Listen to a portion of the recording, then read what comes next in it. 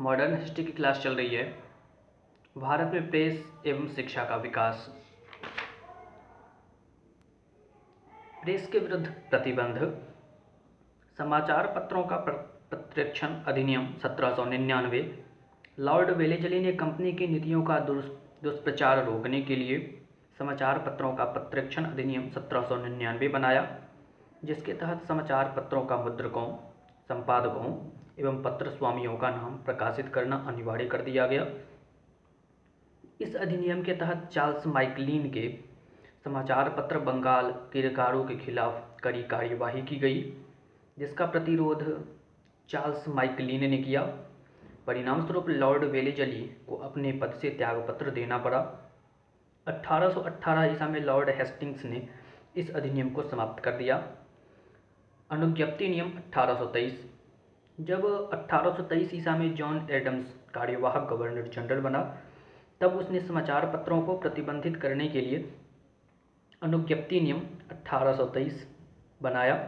इस नियम के तहत राजा राम मोहन राय के मीरात उल अखबार को बंद कर दिया गया तथा कलकत्ता जनरल के संपादक J.S.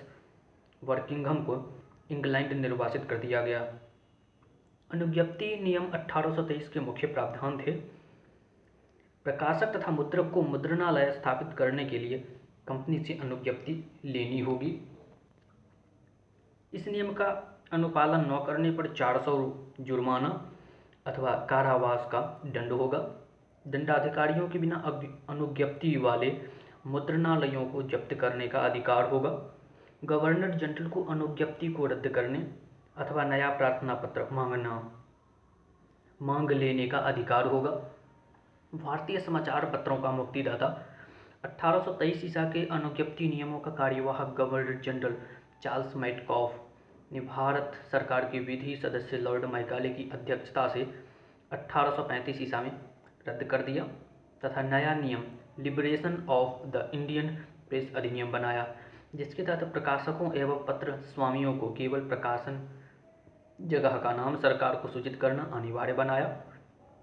मैटकॉफ ने भारतीय प्रेस को प्रतिबंधों से मुक्त कर दिया। इसका समर्थन मैकाले ने भी किया। इसलिए चार्ल्स मैटकॉफ को भारतीय समाचार पत्रों का मुक्तिदाता कहा जाता है। अनुज्ञप्ति नियम 1857। ब्रिटिश सरकार ने समाचार पत्रों को प्रतिबंधित करने के लिए अनुज्ञप्ति अधिनियम 1857 लागू किया, जिसके अंतर्गत 1823 ईसा के अनुज्ञप्ति नियमों को पुनः लागू किया गया तथा समाचार पत्रों के लिए लाइसेंस नियम बनाए गए।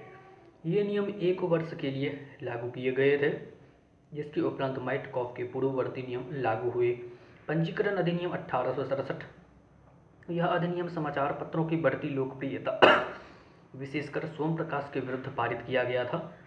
इस अधिनियम के प्रमुख प्रावधान थे: प्रत्येक मुद्रित पुस्तक एवं समाचार पत्र पर मुद्रक, प्रकाशक एवं मुद्रण स्थान का नाम देना अनिवार्य किया गया।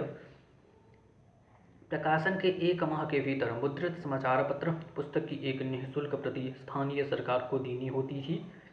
Vernacular press act 1878। भारतीय असंतोष को दबाने के लिए आयरलैंड के दमन अधिनियम की तर्ज पर लॉर्ड लिटन द्वारा वर्नाक्यूलर प्रेस एक्ट 1878 पारित किया गया। इस अधिनियम के प्रमुख प्रावधान थे: जिला स्तर पर दंडनायकों को यह अधिकार दिया गया कि वे समाचार पत्रों से अनुबंध पर हस्ताक्षर करवाएं तथा अवहेलना पर मुद्रणालय को जब्त करें। दंडनायक के निर्णय के विरुद्ध अपील करने की अनुमति नहीं होगी। कार्यवाही से बचने के लिए संबंधित पत्र अपने प्रूफ प्रमाण सेंसर बोर्ड को देंगे। वर्नाक्यूलर प्रेस एक्ट से देशी समाचार पत्रों में विदेशी समाचार पत्रों में विभेद किया गया था। वर्नाक्यूलर प्रेस एक्ट को मुंहबंद करने वाला अधिनियम कहा गया। इस अधिनियम के परिणाम स्वरूप सोम प्रकाश बंद हो गया तथा अमृत बाजार पत्रिका रातों रात अंग्रेजी में छपने लगी थी। भारत मिहिर, ढाका प्रकाश, सहचर आदि अनेक पत्रों पर मुकदमे दायर किए गए। लॉर्ड रिपन ने इस अधिनियम को भारी विरोध के कारण 1882 ईसा में निरस्त कर दिया था। समाचार पत्र अधिनियम 1908। वर्ष 1905 में लॉर्ड कर्जन ने बंगाल का विभाजन किया, जिसके कारण सारे भारत में असंतोष की भावना फैल गई। भारतीय समाचार पत्रों ने कर्जन की नीतियों की तीव्र आलोचना की, अतः सरकार ने समाचार पत्रों को बाधित करने के लिए समाचार पत्र अधिनियम 1908 पारित किया। इसके प्रमुख प्रावधान थे: आपत्तिजनक सामग्री प्रकाशित करने पर संपत्ति एवं मुद्रणालय को जब्त किया जा सकता था। स्थानीय सरकार मुद्रक अथवा प्रकाशक की अनुमति को रद्द कर सकती थी। मुद्रक तथा प्रकाशकों को मुद्रणालय के जब्त होने के 15 दिन के अंदर उच्च न्यायालय में अपील करने की अनुमति थी। इस अधिनियम की कठोरता के कारण संध्या, युगांतर एवं वंदे मातरम आदि समाचार पत्रों को अपना प्रकाशन बंद करना पड़ा, क्योंकि ये समाचार पत्र बंगाल में उग्र राष्ट्रवाद को बढ़ावा दे रहे थे।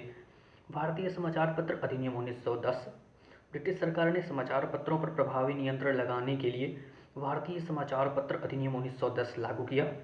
इस अधिनियम में समाचार पत्र के प्रकाशकों से पंजीकृत जमानत 500 से लेकर 2000 अधिकतम निर्धारित की गई। सरकार को जमानत जब्त करने तथा पंजीकरण रद्द करने का अधिकार दिया गया। पुनः पंजीकरण राशि कम से कम 1000 तथा अधिकतम राशि 10,000 निर्धारित की गई तथा पुनः आपत्तिजनक सामग्री छापने पर मुद्रणालय को जब्त करने का अधिकार दिया गया। प्रकाशकों को 2 माह के अंदर उच्च न्यायालय में अपील करने का अधिकार दिया गया। प्रत्येक समाचार पत्र के प्रकाशकों को समाचार पत्र की 2 निःशुल्क प्रतियां सरकार के समक्ष प्रस्तुत करना अनिवार्य किया गया। इस अधिनियम ने भारतीय समाचार पत्रों पर कारगर प्रतिबंध लगाए। प्रथम विश्व युद्ध के दौरान इसमें भारतीय सुरक्षा अधिनियम जोड़ दिए गए, जिससे प्रतिबंध अधिक कठोर हो गए। इस अधिनियम के तहत लगभग 991 मुद्रणालयों एवं समाचार पत्रों के विरुद्ध कार्यवाही की गई। प्रेस इंक्वायरी कमेटी 1921 भारतीय समाचार पत्रों के प्रति कठोर प्रेस कानूनों की समीक्षा के लिए वर्ष 1921 में विधि सदस्य सर तेज बहादुर सप्रू की अध्यक्षता में प्रेस इंक्वायरी कमेटी की नियुक्ति की गई। इस कमेटी की अनुशंसा पर वर्ष 1908 एवं वर्ष 1910 के प्रेस अधिनियमों को निरस्त कर दिया गया। भारतीय समाचार पत्र संकटकालीन शक्तियाँ अधिनियम 1931। ब्रिटिश सरकार ने संकटकालीन अधिनियम 1931 पारित किया, जिसमें 1910 के अधिनियम के प्रावधानों को लागू किया गया। इस अधिनियम द्वारा सविनय अवज्ञा आंदोलन के प्रसार को प्रतिबंधित किया गया था। अधिनियम के माध्यम से प्रांतीय सरकार को भी ऐसी शक्तियाँ दे दी गईं जिसमें सरकार को शब्द संकेत अथवा आकृति द्वारा किसी हत्या के अथवा अन्य किसी अनुसंजयी अपराध करने की प्रेरणा देने पर अथवा ऐसे अपराध की प्रशंसा करने पर कड़ा दंड देने की अनुमति थी। आपराधिक संशोधित अधिनियम 1932 को 1931 के अधिनियम को संशोधित करके पारित किया गया था। इसमें निरोधक कानूनों को और अधिक कठोर बना दिया गया तथा द्वितीय विश्व युद्ध के बाद प्रतिरक्षण कानूनों को लागू कर दिया गया, जिसके तहत राष्ट्रीय कांग्रेस के विषय में समाचार पत्र प्रकाशित करना अवैध बना दिया गया। वर्ष 1945 में इस नियमों को समाप्त किया गया था। शिक्षा का विकास। ब्रिटिश शासन में भारत में शिक्षा के प्रचार प्रसार के लिए सर्वप्रथम गवर्नर जनरल वारेन हेस्टिंग्स ने प्रयास किए। उन्होंने 1771 ईसा में कलकत्ता में अरबी एवं फारसी पढ़ाने के लिए कलकत्ता मदरसा की स्थापना की। हेस्टिंग्स के सहयोगी सर विलियम जोन्स ने 1778 ईसा में एशियाटिक सोसाइटी ऑफ बंगाल की स्थापना की तथा प्राचीन भारतीय इतिहास और संस्कृति के अध्ययन हेतु प्रयास किए। इसी क्रम में 1791 ईसा में जोनाथन डंकन ने बनारस में संस्कृत कॉलेज खोला था। 1800 ईसा में लॉर्ड वेलेस्ली ने कंपनी के असैनिक अधिकारियों के प्रशिक्षण के लिए फोर्ट विलियम कॉलेज की स्थापना की थी। 19वीं सदी के प्रारंभिक दशकों में शिक्षा के विकास में ईसाई मिशनरियों का महत्वपूर्ण योगदान रहा। इसमें पहला योगदान डेनमार्क की प्रोटेस्टेंट मिशनरी का था। जीगेन बेल्स या प्यूलसाम के नेतृत्व में डेन मिशन ने दक्षिण भारत में शैक्षिक कार्य किया। 1739 ईसा में विलियम कैरे ने कलकत्ता के निकट श्रीरामपुर में अपना केंद्र स्थापित किया। 1810 ईसा में बैपटिस्टा मिशन की स्थापना हुई। ब्रिटिश सरकार ने सर्वप्रथम 1813 ईसा के चार्टर एक्ट में भारत में शिक्षा के प्रसार के लिए 1 लाख रुपये का प्रावधान किया। 1817 ईसा के पाश्चात्य विज्ञान और मानविकी विषयों की पढ़ाई के लिए कलकत्ता में राजा राम मोहन राय, डेविड हेयर तथा सर हाइड इस्ट ने मिलकर हिंदू कॉलेज की स्थापना की। ब्रिटिश सरकार ने कलकत्ता, बनारस एवं आगरा में 3 संस्कृत कॉलेजों की स्थापना प्राच्य भाषाओं को बढ़ावा देने के लिए की थी। JED बेथून ने 1849 ईसा में भारतीय बालिकाओं के लिए एक विद्यालय खोला, जिसका संचालन बाद में लॉर्ड डलहौजी ने किया था। यह विद्यालय बेथून महाविद्यालय के नाम से प्रसिद्ध हुआ। बॉम्बे में स्टुअर्ट एल्फिंस्टन ने देसी शिक्षा समिति को प्रोत्साहन दिया। शिक्षा का अधोमुखी निस्यंदन सिद्धांत। औपनिवेशिक युग में ब्रिटिश सरकार ने महसूस किया कि प्रत्येक भारतीय वर्ग तक शिक्षा को नहीं पहुंचाया जा सकता है, इसलिए उन्हें शिक्षा के सर्वप्रथम प्रयास के लिए अधोमुखी निस्यंदन सिद्धांत लागू किया। इस सिद्धांत के अनुसार भारतीय उच्च वर्गों को शिक्षित किया जाए, जिनसे छनकर शिक्षा का प्रसार निम्न वर्गों तक हो जाएगा। एक सरकारी नीति के रूप में इस सिद्धांत को ऑकलैंड ने लागू किया था, परंतु शीघ्र ही यह नीति असफल हो गई। इसका मुख्य कारण था उच्च वर्गों का ब्रिटिश सरकार में प्रतिनिधित्व प्राप्त करने पर अन्य भारतीय वर्गों से पृथक रहना। अतः ब्रिटिश सरकार ने 1854 ईसा के वुड डिस्पैच के बाद इस नीति को त्याग दिया। आंग्ल प्राच्य भाषा विवाद। शिक्षा का प्रसार करने के लिए 10 सदस्यीय लोक शिक्षा की सामान्य समिति गठित की गई। लोक शिक्षा के लिए गठित सामान्य समिति में भारत में शिक्षा के विकास से संबंधित 2 दलों का उद्भव हुआ। इस एक दल प्राच्य भाषा का समर्थक ओरिएंटलिस्ट था, जो भारत में शिक्षा का प्रसार प्राच्य भाषा माध्यम अर्थात संस्कृत, फारसी, संस्कृत, अरबी से करना चाहते थे। प्राच्य मत के सब प्रमुख समर्थक H.T. Princess, H.H. विल्सन थे, जबकि आंग्ल भाषा के समर्थक ऑक्सीडेंटलिस्ट मुनरो, एल्फिंस्टन एवं लॉर्ड मैकाले थे। आंग्ल भाषा के समर्थकों के अनुसार भारत में वैज्ञानिक ज्ञान का संचार अंग्रेजी भाषा माध्यम से ही किया जा सकता है। प्राच्य भाषा के समर्थक भारत में वैज्ञानिक ज्ञान का प्रसार स्थानीय भाषा में करना चाहते थे। विधि सदस्य मैकाले ने तत्कालीन गवर्नर जनरल लॉर्ड विलियम बेनकेटिंग को पत्र लिखकर आंग्ल भाषा में शिक्षा का प्रसार करने का अनुरोध किया, जिसे बेनकेटिंग ने स्वीकार करते हुए कंपनी को इस पर कार्य करने के लिए कहा। 1835 ईसा में विलियम बेनकेटिंग के समय मैकाले शिक्षा पद्धति लागू की गई। 1854 ईसा से पूर्व मैकाले की यह नीति भारत में शिक्षा के विकास का प्रमुख आधार रही। 1854 का चार्ल्स वुड डिस्पैच। 19 जुलाई 1854 को बोर्ड ऑफ कंट्रोल के प्रधान सदस्य सर चार्ल्स वुड ने भारत की भावी शिक्षा के लिए एक योजना प्रस्तुत की, जिसे वुड डिस्पैच कहा गया। इसे भारतीय शिक्षा का मैग्ना कार्टा भी कहा जाता है। इसके प्रमुख सिफारिशें थीं। यूरोपियन ज्ञान को अंग्रेजी भाषा के साथ साथ देसी भाषाओं के माध्यम से जनसाधारण तक पहुंचाया जा सकता है। सरकार की शिक्षा नीति का मुख्य उद्देश्य पाश्चात्य शिक्षा का प्रचार प्रसार था। ग्रामों में देसी भाषाई पाठशालाओं सहित जिलों में एंग्लो वर्नाक्यूलर हाई स्कूल और कॉलेज खोले गए। निजी प्रयत्नों को बढ़ावा देने के लिए अनुदान पद्धति लागू की जाए। कंपनी द्वारा 5 प्रांतों में लोक शिक्षा विभाग स्थापित किए जाएंगे। कलकत्ता, मुंबई एवं मद्रास में 3 विश्वविद्यालय स्थापित किए जाएं। व्यावसायिक, तकनीकी एवं महिला शिक्षा को बढ़ाने के प्रयास किए जाएं। वुड डिस्पैच की सिफारिशों को तुरंत लागू करते हुए ब्रिटिश सरकार ने 1855 ईसा में लोक शिक्षा विभाग की स्थापना की तथा 1857 ईसा में कलकत्ता, बॉम्बे एवं मद्रास में लंदन विश्वविद्यालय की तर्ज पर विश्वविद्यालयों की स्थापना की गई। कलकत्ता में इंजीनियरिंग कॉलेज की स्थापना 1856 ईसा में हुई। 1840 ईसा में मुंबई में भारतीय शिक्षा समिति को भंग करके उसके स्थान पर शिक्षा बोर्ड की स्थापना की गई। 1851 ईसा में पूना कॉलेज तथा 1854 ईसा में बम्बई में ग्रांट मेडिकल कॉलेज की नींव पड़ी। 1847 ईसा में थॉमसन ने रुड़की में प्रथम इंजीनियरिंग कॉलेज की स्थापना की। प्रथम मेडिकल कॉलेज 1835 ईसा में कलकत्ता में खोला गया था। हंटर शिक्षा आयोग 1882 से 83 ईसा। ब्रिटिश सरकार ने शिक्षा में अव्यवस्था की समीक्षा करने के लिए 1882 ईसा में हंटर शिक्षा आयोग की नियुक्ति की। इस आयोग में 8 भारतीय भी थे। हंटर शिक्षा आयोग के अध्यक्ष W. हंटर थे।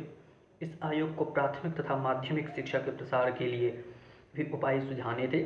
साथ ही 1854 ईसा के बाद शिक्षा के क्षेत्र में हुई प्रगति का मूल्यांकन भी करना था। हंटर शिक्षा आयोग के निम्नलिखित सुझाव थे। माध्यमिक स्तर पर साहित्यिक शिक्षा एवं व्यावहारिक शिक्षा देने के 2 खंड हों। स्थानीय भाषा में प्राथमिक शिक्षा के प्रसार प्रचार के लिए सरकार को विशेष प्रयास करने चाहिए। निजी प्रयत्नों को शिक्षा के क्षेत्र में पूर्ण रूपेण बढ़ावा देना चाहिए। बम्बई, कलकत्ता एवं मद्रास के अलावा अन्य स्थानों पर महिला शिक्षा का विकास किया जाना चाहिए। हंटर शिक्षा आयोग की सिफारिशों के परिणाम स्वरूप भारत में माध्यमिक एवं कॉलेज स्तर की शिक्षा का तीव्र विकास हुआ। 1882 ईसा में पंजाब एवं 1887 ईसा में इलाहाबाद विश्वविद्यालय की स्थापना की गई। भारतीय विश्वविद्यालय अधिनियम 1904। कर्जन ने ब्रिटिश सरकार के प्रशासन को सुधारों के लिए वर्ष 1901 में शिमला में एक सम्मेलन आयोजित किया। जिसमें भारतीय शिक्षा के विकास पर चर्चा की गई। इस सम्मेलन के फलस्वरूप सर टॉमस रायले की अध्यक्षता में एक आयोग वर्ष 1902 में गठित किया गया, जिसका कार्य विश्वविद्यालयी शिक्षा की समीक्षा करना था। सैयद हुसैन बिलग्रामी तथा गुरुदास बनर्जी दो भारतीय इस आयोग के सदस्य थे। इस आयोग की अनुशंसा पर वर्ष 1904 में भारतीय विश्वविद्यालय अधिनियम पारित किया गया। इसके प्रमुख प्रावधान थे: गवर्नर जनरल को विश्वविद्यालयों की सीमाएं निश्चित करने का अधिकार दिया जाए तथा अशासकीय कॉलेजों पर नियंत्रण कठोर किया जाए। विश्वविद्यालयों को प्राध्यापकों, व्याख्याताओं एवं प्रयोगशालाओं का समुचित प्रबंध करना चाहिए। विश्वविद्यालयों में 6 वर्ष तक के लिए उप सदस्य नियुक्त किए जाने चाहिए, जिनकी संख्या कम से कम 50 एवं अधिक से अधिक 100 होनी चाहिए। उप सदस्यों की नियुक्ति सरकार द्वारा की जानी चाहिए। भारतीय विश्वविद्यालय अधिनियम 1904 का राष्ट्रवादी तत्वों ने व्यापक विरोध किया, क्योंकि इसमें निजी कॉलेजों पर कठोर प्रतिबंध लादे गए थे। अतः यह अधिनियम अपने मूल रूप में लागू न हो सका, परंतु इस अधिनियम का एक अच्छा प्रभाव यह हुआ कि शिक्षा पर 5 लाख का अनुदान निश्चित किया गया तथा भारत में एक शिक्षा महानिदेशक की नियुक्ति भी की गई। प्रथम शिक्षा महानिदेशक H. ऑरेंज थे। वर्ष 1905 में कार्लाइल परिपत्र जारी हुआ, जिसके तहत राजनीतिक उद्देश्यों की प्राप्ति हेतु विद्यार्थियों के प्रयोग किए जाने की निंदा की गई। कर्जन के समय कृषि विभाग एवं पुरातत्व विभाग की स्थापना की गई। साथ ही वर्ष 1904 के प्राचीन स्मारक अभिलेख संरक्षण अधिनियम को पारित करने में सहायता दी गई। शिक्षा नीति पर सरकारी प्रस्ताव वर्ष 1913। वर्ष 1906 में सर्वप्रथम बड़ौदा रियासत में प्राथमिक शिक्षा को अनिवार्य बनाया गया, जिससे प्रेरित होकर गोपाल कृष्ण गोखले जैसे राष्ट्रवादियों ने ब्रिटिश सरकार से नीति लागू करने के लिए दबाव बनाया। ब्रिटिश सरकार ने राष्ट्रवादियों की मांगों को तो पूर्णतः नहीं माना, परंतु उसने इस निरक्षरता समाप्त करने की नीति का पालन करते हुए प्रत्येक प्रांत में विश्वविद्यालय स्थापित किए तथा प्रांतीय सरकारों से सिफारिश की कि वह समाज के निर्धन एवं पिछड़े वर्गों को निःशुल्क शिक्षा प्रदान करने का उपाय करें। विश्वविद्यालयों, प्राथमिक तथा माध्यमिक स्कूलों के अध्यापकों के प्रशिक्षण और माध्यमिक शिक्षा के विकास के लिए निजी प्रयासों के महत्व पर बल दिया गया। सैडलर आयोग वर्ष 1917 से 19। कलकत्ता विश्वविद्यालय के शिक्षा नीतियों की समीक्षा करने के लिए वर्ष 1917 में M. E. सैडलर की अध्यक्षता में एक आयोग का गठन किया गया। इस आयोग के 2 प्रमुख भारतीय सदस्य आशुतोष मुखर्जी एवं जियाउद्दीन अहमद थे। इस आयोग ने कलकत्ता विश्वविद्यालय की शिक्षा नीतियों की आलोचना करते हुए उसे शिक्षा के विकास में असफल बताया था। आयोग की प्रमुख अनुशंसाएं: विश्वविद्यालयों के नियम कठोर नहीं होने चाहिए तथा स्कूल की शिक्षा 12 वर्ष की होनी चाहिए। उत्तर माध्यमिक परीक्षा के पश्चात ही विश्वविद्यालय में छात्रों को भर्ती होना चाहिए। उत्तर माध्यमिक शिक्षा चरण के पश्चात स्नातक की उपाधि के लिए शिक्षा 3 वर्ष की होनी चाहिए। महिलाओं के लिए शिक्षा का प्रचार प्रसार होना चाहिए। अध्यापकों के प्रशिक्षण के लिए ढाका एवं कलकत्ता विश्वविद्यालय में शिक्षा विभाग स्थापित किए जाएं। व्यावहारिक विज्ञान एवं प्रौद्योगिकी पाठ्यक्रमों के अध्ययन को बढ़ावा दिया जाए। वर्ष 1916 में मैसूर, वर्ष 1917 में पटना एवं बनारस, वर्ष 1918 में उस्मानिया विश्वविद्यालय तथा वर्ष 1920 में अलीगढ़ मुस्लिम विश्वविद्यालय एवं ढाका विश्वविद्यालय की स्थापना की गई। अलीगढ़ तथा बनारस विश्वविद्यालय सीधे सरकार के अधीन थे। उस्मानिया विश्वविद्यालय ने शिक्षा का माध्यम अंग्रेजी न रखकर उर्दू रखा। वर्ष 1919 के मॉन्टेग्यू चेम्सफोर्ड रिपोर्ट के अधीन प्रांतों में शिक्षा विभाग लोक निर्वाचित मंत्री के नियंत्रण में दे दिया गया। शिक्षा के लिए केंद्रीय अनुदान बंद कर दिया गया तथा केंद्रीय सरकार ने शिक्षा में रुचि रखनी बंद कर दी। हार्टोंग समिति 1929 ईसा। वर्ष 1929 में शिक्षा के विकास पर रिपोर्ट देने के लिए सर फिलिप हार्टोंग की अध्यक्षता में एक सहायक समिति की नियुक्ति की गई। इस समिति की सिफारिश के आधार पर वर्ष 1935 में केंद्रीय शिक्षा सलाहकार बोर्ड का पुनर्गठन किया गया। सुधार एवं एकीकरण की नीति का पालन करते हुए प्राथमिक शिक्षा के राष्ट्रीय स्तर पर बल दिया गया। ग्रामीण छात्रों को वर्नाक्युलर मिडिल स्कूल स्तर पर रोककर उन्हें व्यावसायिक और औद्योगिक शिक्षा दी गई। विश्वविद्यालयों को शिक्षा के प्रसार के लिए कार्य करते हुए विवेकहीन प्रवेशों को रोकना चाहिए। वर्धा योजना। महात्मा गांधी ने वर्ष 1937 में मौलिक शिक्षा के लिए हरिजन समाचार पत्र में वर्धा योजना प्रकाशित की। इस योजनाओं का ब्यौरा जाकिर हुसैन ने प्रस्तुत किया। इसमें अध्यापकों के प्रशिक्षण, पर्यवेक्षण व परीक्षण के सुझाव दिए गए। योजना के तहत विद्यार्थियों को मातृभाषा में 7 वर्ष का अध्ययन करना था। हस्त उत्पादक कार्य प्रणाली अपनाना इस योजना की मुख्य विशेषता थी। वर्ष 1947 के बाद भारत सरकार इस योजना को अमल में लाई थी। सार्जेंट योजना 1944 ईसा।